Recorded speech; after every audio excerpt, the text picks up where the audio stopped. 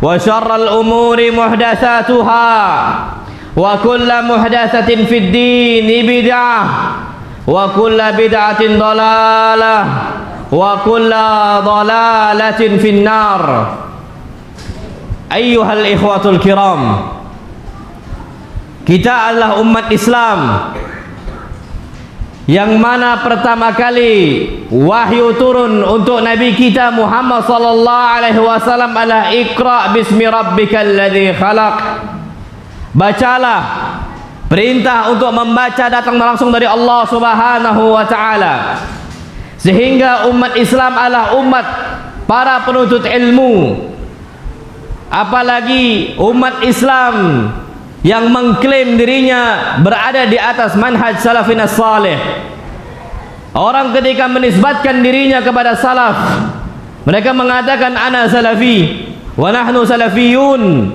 Itu tabu bagi mereka ketika mereka malas menuntut ilmu, wal iyadu billah.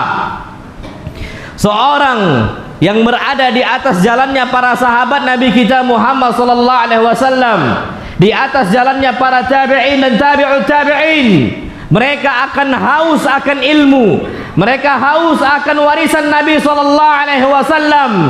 Dan warisan Nabi sallallahu alaihi wasallam tidak Allah berikan untuk orang-orang yang tak serius di dalamnya.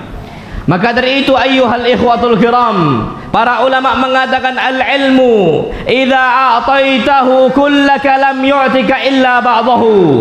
Ilmu itu kalau seandainya engkau memberikan seluruh jiwa raga engkau, niscaya ilmu enggak akan memberikan kepada engkau kecuali setengahnya saja.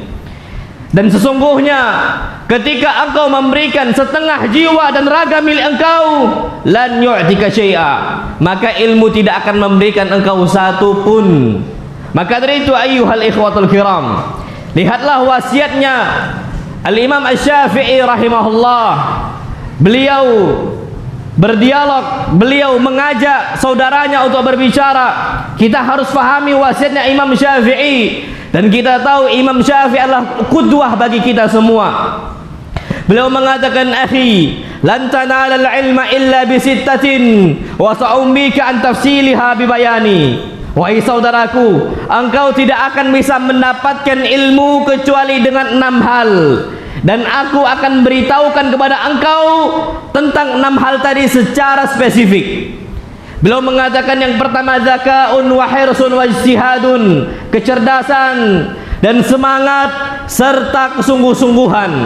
Wa bulghatun wa suhbati ustadin wa tulu zamani, dan juga harta, begitu pula berkawan dengan ustaz, dan juga lamanya waktu perjalanan menuntut ilmu.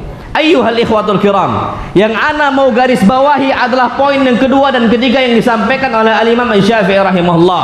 Hirsun wa ijtihadun, seseorang gak akan bisa mendapatkan ilmu dengan berleha-leha saja, harus semangat dan harus bersungguh-sungguh. Maka lihatlah para ulama salafun as-salih, ulama salaf kita zaman dahulu, bagaimana mereka getol untuk mendapatkan warisan Nabi kita Muhammad sallallahu alaihi wasallam. Lihatlah Amir ibn Abd Qais, ketika itu disebutkan anna rajulan qala lahu kallimni. Ada seorang muridnya mengatakan, wahai Amir ibn Abd Qais, ayo kita berbicara sebentar, ayo kita ngobrol sebentar. Apa kata Amir ibn Abd Qais? Amsikis syams, tahan matahari sehingga waktu tak berjalan, maka saya bersedia untuk ngobrol bersama engkau selama matahari diam. Ayyuhal ikhwatul kiram, tidak ada ceritanya di zaman umat Nabi kita Muhammad sallallahu alaihi wasallam waktu terhenti atau matahari diberhentikan oleh Allah Subhanahu wa taala. Terus yang namanya siang dan malam berputar. Maka kata para ulama, al-lailu wan naharu ya'malani fik, yang namanya siang dan malam terus berputar dalam tubuh engkau. Kalau seandainya kita nggak gunakan waktu kita sebaik mungkin, habislah sia-sia umur kita. Kita nggak mendapatkan apa-apa, nggak mendapatkan ilmu yang baru, dan nggak menambah amal yang baru. Nabi kita Muhammad SAW semangat betul menggunakan waktunya dengan sebaik mungkin. Maka dari itu para sahabat Nabi kita Muhammad SAW yang menjadikan kudwahnya ala Nabi kita Muhammad SAW, mereka bersungguh-sungguh menggunakan waktunya. Lihatlah apa kata Ibn Mas'ud radhiyallahu taala anhu. Ia berkata, "Ma nadimtu ala syai'in nadami ala yaumin tala'at fihi syamsuhu naqasa fihi ajali wa lam yazdad fihi amali." Aku tidak pernah menyesal dengan penyesalan yang jauh lebih berat dibandingkan penyesalan saya ketika matahari sudah terbenam, ilmu dan amal saya tidak bertambah, sedangkan umur saya sudah berkurang. Ayyuhal ikhwatul kiram, apa yang sudah kita raih di umur 40 tahun kita ini? Apa yang sudah kita siapkan di umur 50 tahun kita ini? Apa yang sudah kita siapkan di umur 60 tahun ketika kita sudah siap untuk dikuburkan oleh kaum muslimin? Apa yang sudah kita bekali dalam jiwa kita? Apa yang sudah kita bekali dalam sahifah amal-amal kita? Kalau seandainya tidak ada yang kita siapkan, maka ini berbahaya sekali. Lihatlah Hammad ibn Salamah. Ketika itu dikatakan oleh muridnya sendiri Abdurrahman ibn Mahdi, "Lau qila li Hammad ibn Salamah innaka tamutu ghada, ma zada fil amali syai'a." Kalau seandainya guru kita Hammad ibn Salamah divonis oleh dokter, innaka tamutu ghada, engkau terkena penyakit A, engkau kena penyakit B, engkau bakal wafat esok hari, mazada fil amali syai'a. Niscaya Hammad ibn Salamah tidak bisa menambah amal barunya, menambah amal solehnya. Kenapa? Karena ketika sehat amalnya Hammad ibn Salamah sama ketika beliau sedang sakit. Amalnya beliau ketika sehat, beliau gunakan dengan sebaik-baik mungkin. Beliau mengambil hadis Nabi kita Muhammad SAW, "Igtanim khamsan qabla khamsin." Ambillah 5 perkara sebelum datang 5 perkara. Salah satunya adalah sehatak. Ambil waktu sehat engkau sebelum engkau sakit. Maka dari itu ayyuhal ikhwatul kiram, berbeda kondisinya dengan umat Islam saat ini. Mereka lebih semangat mengaji, mereka lebih semangat beramal soleh. Kapan dokter sudah vonis dia bakal meninggal, na'udzubillah, dia akan berubah ketika sudah divonis oleh dokternya. Tapi tidak bagi Hammad ibn Salamah. Maka dari itu muridnya yang lain bernama Musa ibn Ismail rahimahullah, muridnya langsung dari Hammad ibn Salamah. Apa kata dia? "Lau qultu lakum," wahai murid-muridku, kalau seandainya aku ceritakan tentang guru saya Hammad ibn Salamah, annani ma ra'aitu Hammad ibn Salamah dhahika la sadaqtu. Kalau seandainya aku sampaikan untuk kalian bahwa saya Hammad ibn Salamah tidak pernah tertawa sedikit pun, niscaya aku jujur kepada kalian, aku enggak berdusta. Kenapa? Imma an yaqra wa imma an yuhaddits wa imma an yusabbih wa imma an yusalli wa qad qasama an-nahar ala dzalika. Hammad ibn Salamah menggunakan waktunya dengan sebaik mungkin. Bisa jadi dia membaca kitab hadis, au yuhaddits atau beliau menyampaikan hadis, au yusabbih atau beliau bertasbih, au yusalli atau beliau salat. 4 waktu tadi beliau bagikan siang beliau untuk hal tersebut. Beliau enggak pernah gunakan untuk senda gurau, beliau enggak pernah gunakan untuk tertawa belaka tanpa ada faedahnya. Ayyuhal ikhwatul kiram, itu beliau siapkan untuk amal kematian beliau. Ketika datang kematian, tertutuplah amal sahifah kebaikan kita, tinggal namanya yaumul hisab, hari dihitung kebaikan kita dan keburukan kita. Ayyuhal ikhwatul kiram, maka dari itu lihatlah para ulama salafun saleh, bagaimana kesungguhan mereka menuntut ilmu, sampai mereka itu waktu yang paling mereka benci adalah waktu ketika mereka makan. Ini sebagaimana yang diceritakan tentang Khalil ibn Ahmad. Dia mengatakan, "Asqalu sa'ati alayya," kata Khalil ibn Ahmad, waktu yang paling berat bagi saya sa'atun akulu fiha, waktu saya makan. Para ulama salafun salih itu butuh makan.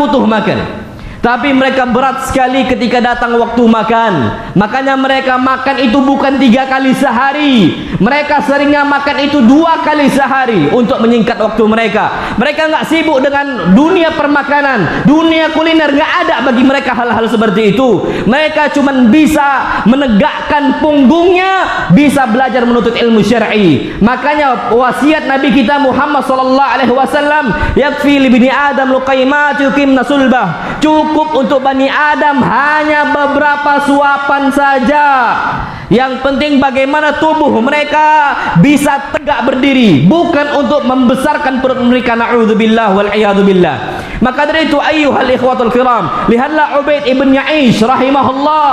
Beliau mengatakan, Ubaid ibn Ya'ish mengatakan, aqamtu 30 sanah, aku hidup 30 tahun, ma akaltu biyadi lailan, aku tidak pernah makan dengan tangan saya, mustahil, kata Ubaid ibn Ya'ish. Innama kanat ukhti tulakimuni wa ana aktubul hadis. Kondisinya adalah saudari saya yang nyuapkan saya agar saya bisa menulis hadis-hadis Nabi kita Muhammad sallallahu alaihi wasallam. Lihatlah para ulama salafun salih zaman dahulu, mereka enggak mau dilalaikan dengan waktu makan, padahal itu darurat bagi mereka. Tapi mereka sebaik mungkin bagaimana menggunakan waktu dengan sebaik mungkin. Maka dari itu ayyuhal ikhwatul kiram, ini sering anak sampaikan di sini juga kisahnya Abu Yusuf Al-Qadi rahimahullah. Ketika mendapati majelisnya Abu Hanifah, beliau enggak pernah yang namanya gaib selama 40 tahun belajar dari Abu Hanifah.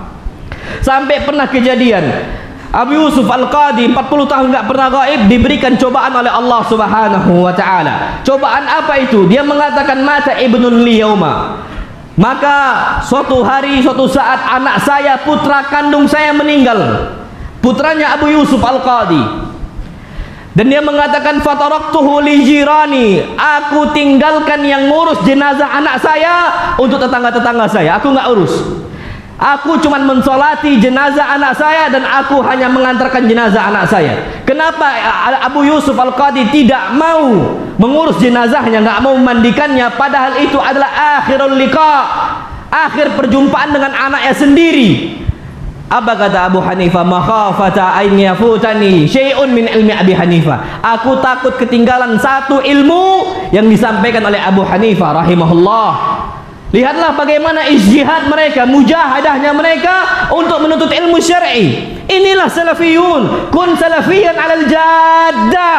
Jadilah orang salafi yang semangat, yang sungguh-sungguh, yang gigih dalam menuntut ilmu. Bukan orang yang malas-malas, na'udzubillah. Pagi tidur, siang tidur, malam tidur, na'udzubillah. Kita menisbatkan diri kita salafiyin, dan kita nggak pernah hadir untuk menuntut ilmu, na'udzubillah, dan mudah tertimpa musibah dengan musibah futur.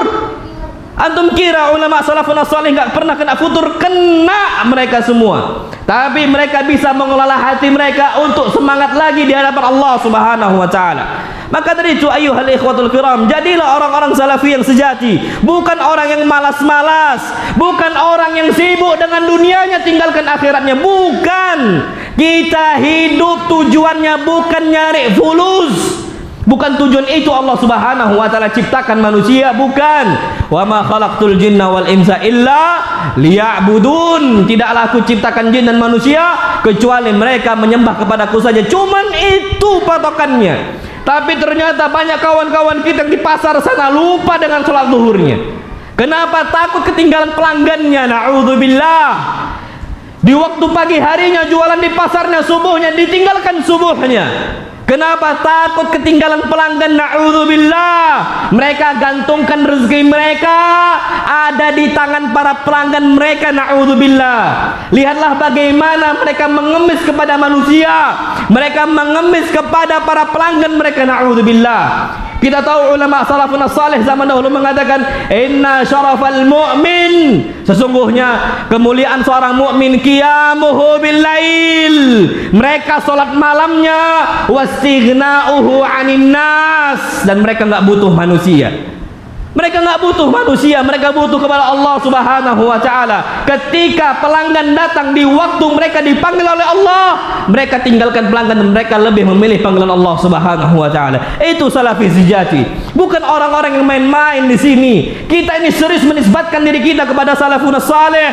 Kalau amma adapun mujarrad dia, hanya klaim mereka, semua orang mampu untuk mengklaim diri mereka. Sebagaimana kata para ulama, kullun yad'i waslan bi Laila walakin Laila la tuqirru lahum bidak. Semuanya mengklaim cinta Laila, tapi ternyata Laila tidak mengakui cinta mereka. Aqulu ma tasma'una, astaghfirullah li wa lakum wa lisa'il muslimina min kulli dhanbin fastaghfiruhu innahu huwal ghafurur rahim.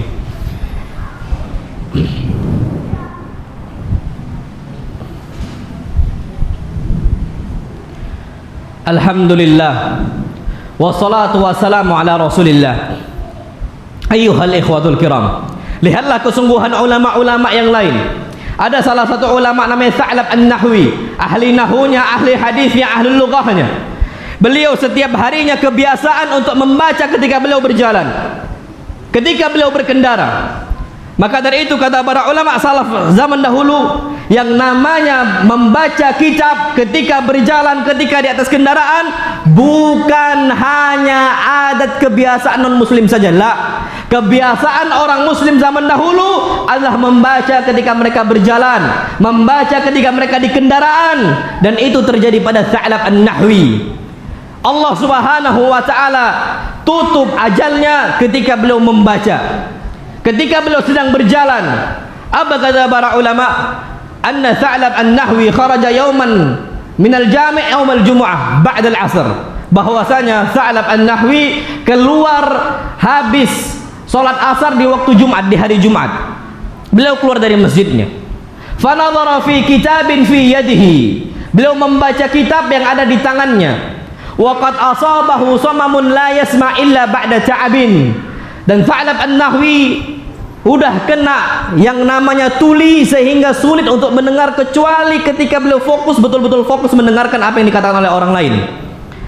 Kemudian tiba-tiba datanglah seekor kuda liar yang kencang berlari. Fasadamathu fa'alqathu fi huwa. Ternyata kuda tadi menabrak Al-Imam Tha'lab An-Nahwi sampai Tha'lab An-Nahwi jatuh ke dalam sebuah jurang. Fa ukhruja minha wa huwa kal mukhtalid. Diangkatlah Tha'lab An-Nahwi dalam kondisi beliau ini udah rancu hafalannya, sudah mulai pikun hafalannya karena beliau terkena kepala dengan batu-batu yang ada di sana. Ketika diangkat kal mukhtalid, kemudian beberapa hari setelahnya beliau meninggal rahimahullah. Lihatlah Tha'lab An-Nahwi, beliau meninggal ketika beliau membaca kitabnya, ketika beliau membaca bukunya, dan itu kebiasaan dan kesungguh-sungguhan yang ada pada salafun salih.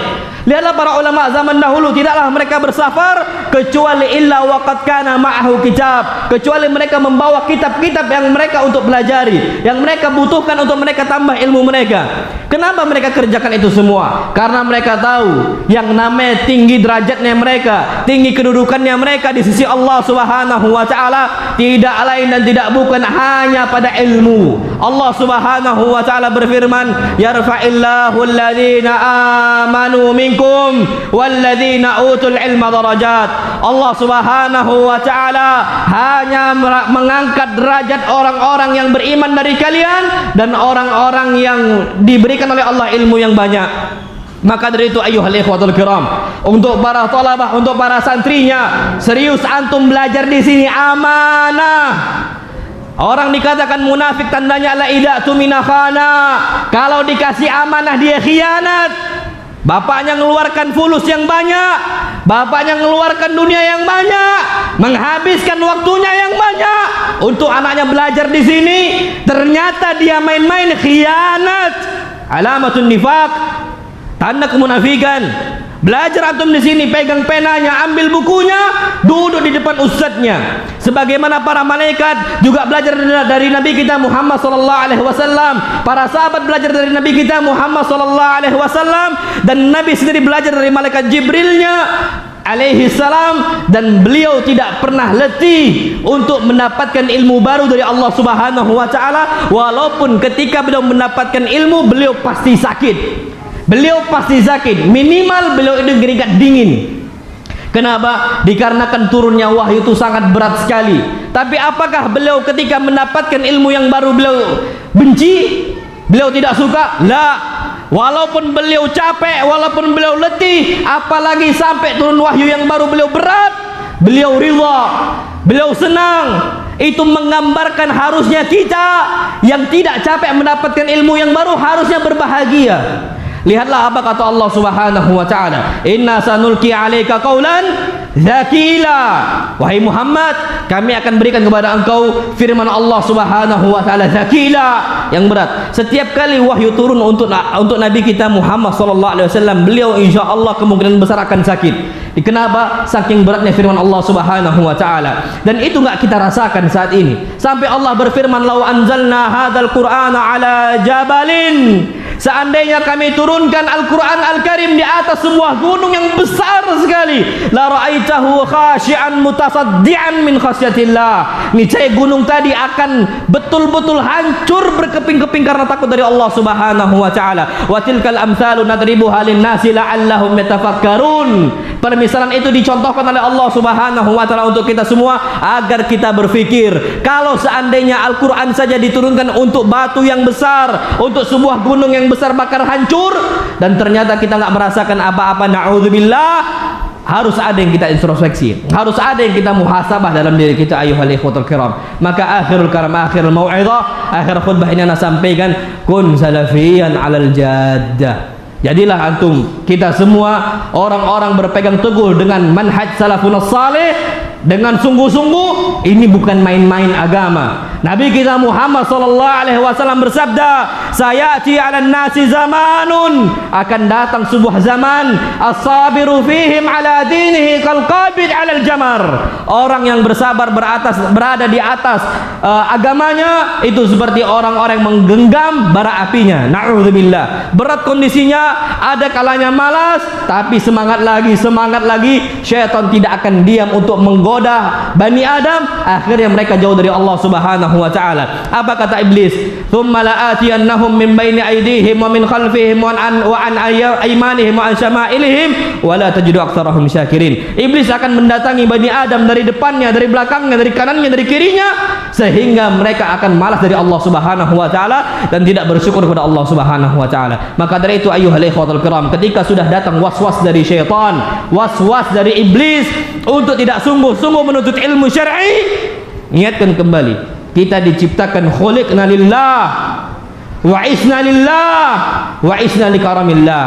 Kita ini diciptakan oleh Allah, tujuannya karena Allah, dan kita hidup di atas muka bumi ini juga karena Allah, dan kita juga mati karena Allah Subhanahu wa ta'ala. Kul inna salati wa nusuki wa mahyaya wa mamati lillahi rabbil alamin. Katakanlah wahai Muhammad, sesungguhnya salat saya dan juga sesembelihan saya dan hidup saya dan mati saya semuanya untuk Allah Subhanahu wa ta'ala. Itu yang diucapkan oleh Nabi kita Muhammad sallallahu alaihi wasallam.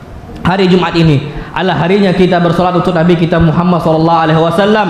Harinya kita untuk memberikan salawat untuk beliau. Harinya kita ini memberikan salam untuk beliau, dikarenakan innallaha wa malaikatahu yusholluna 'alan nabi. Sesungguhnya Allah Subhanahu wa taala dan para malaikatnya telah bersolat untuk Nabi kita Muhammad sallallahu alaihi wasallam. Ya ayyuhalladzina amanu sallu 'alaihi wa sallimu taslima. Wahai orang beriman, salawatlah untuk Nabi kita Muhammad sallallahu alaihi wasallam dan kirimkanlah salam untuk beliau. Allahumma salli ala Muhammadin wa ala ali Muhammad kama sallaita ala Ibrahim wa ala ali Ibrahim innaka Hamidum Majid, wa barik ala Muhammadin wa ala ali Muhammad kama barakta ala Ibrahim wa ala ali Ibrahim innaka Hamidum Majid. Allahumma ighfir lil muslimina wal muslimat wal mu'minina wal mu'minat al ahya'i minhum wal amwat innaka sami'un qaribun mujibud da'wat wa ya qadiyal hajat. Rabbana zalamna anfusana wa illam taghfir lana wa tarhamna lanakunanna minal khasirin. Rabbana atina fid dunya hasanah wa fil akhirati hasanah wa qina adzaban nar. Aqimus shalah. Allahu akbar, Allahu akbar.